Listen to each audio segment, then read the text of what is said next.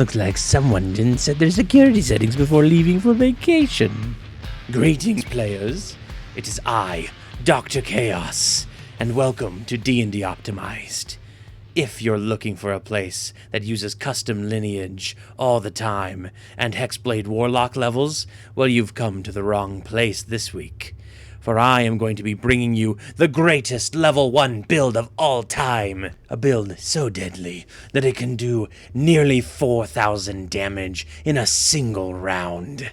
That's right. It's time to dive in to this week's Chaos build. Now, as is usual when creating a character, you must first pick a race. However, since I was not given the choice to pick the race that I wanted to be when I was born, Half-Dragon Centaur, so too shall we breed chaos into our race choice. Fun fact, there are currently 97 different races, including all variants and custom lineage. 101 with the Fey folk. Very true. 101 different races. And I've created a handy chart that lets you roll a randomized table and select your own race. If you don't have any specific source books for the race that you end up rolling, just choose variant human. It works in most situations anyway. Now, I myself have rolled this character up on that random table, and I received a 68, giving me a wonderful lizard folk. Next is stats, and every good Chaos player knows that the only way to get your stats is not using the pesky point buy system, but rather randomly rolling them. However, we still do want to have our primary stats set into charisma for the good looks and constitution, because we're going to need those extra hit points. Next, we will be worrying about class. And you may be already familiar with the one class that we know your dear Critlander would never touch. That's right, we're going Wild Magic Sorcerer. This is the crux of the build, as we need to have that Wild Magic Surge option. Next, and this is very important, you need to pick up the Charlatan background. That's right, we're actually choosing a background. You're going to want to make sure that you can use that false identity in case things go wrong. Now we get on to the most important part, spells. We get 4 cantrips and 2 spells at first level. I would recommend taking Thunderclap. It's a great spell that doesn't discriminate between friend and foe. It just destroys whoever's in your path. Then I would also pick up the Minor Illusion spell, as it also allows you to get out of pesky situations and distract your foes after you've dealt your damage. The rest of the cantrips are up to you. I would recommend friends. It's always nice to have more friends. What a first level! What a first level! Quiet, I'm getting to that. There are 2 very important spells that you do want to pick up at first level that embody the Chaos Sorcerer. The first, of course, is Chaos Bolt. This spell is crucial in any Chaos Sorcerer's arsenal, allowing you to do varying damage and get around those pesky resistances. The other spell is Chromatic Orb, a spell that I consider to be madness incarnate. Both of these will be very powerful for your arsenal, and you should use them every chance you get. Now it's time for the damage report. Rather than go off of the usual scale, I have created a specific scenario to show you just how powerful the Wild Sorcerer can be. Say you're surrounded on all sides by kobolds. Things are looking dire, but it's your turn.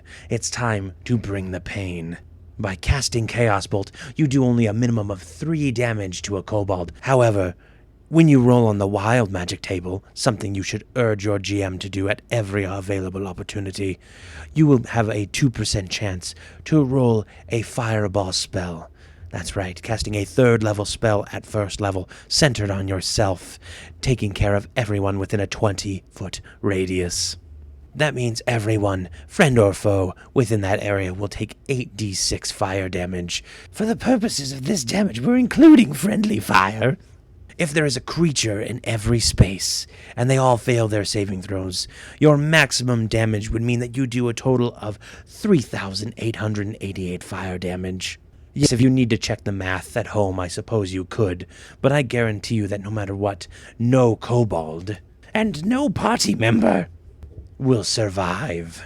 In the unlikely event that you do manage to make it past level 1, congratulations. You should start taking levels in Bard so that you can go for the Spirit Bard College. That's Unearthed Arcana.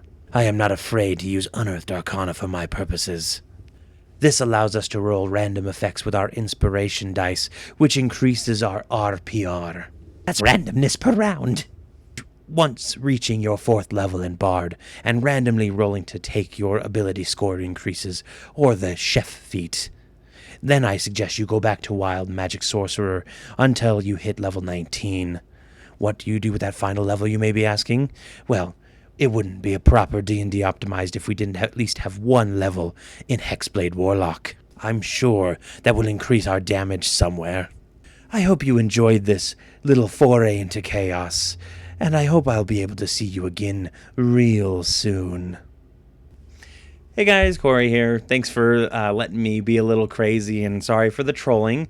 Colby is out this week on vacation, obviously, but it's April Fool's, so we thought that we'd run a little fun joke. If you have any comments on this level 1 build, or if you'd like to create your own level 1 chaos build, we'd love to hear about it, either on the subreddit or in the comments below. Also, if you'd like to tell me off in person, you can always email me at dmmadlabs@gmail.com, or by going to my Twitch channel, twitch.tv/dm_Niburu, Niburu. I'm going to be streaming there in the mornings on Saturday. I'm going to be playing Skyrim, so if you want to join me there, please feel free. I know Colby, who, by the way, had nothing to do with this, so don't think that he's given up on optimizing at all. He should be back next week, and then we can go ahead and get back into proper channels. Until then, I hope you all have a great day. I love you. Goodbye, goodbye, goodbye.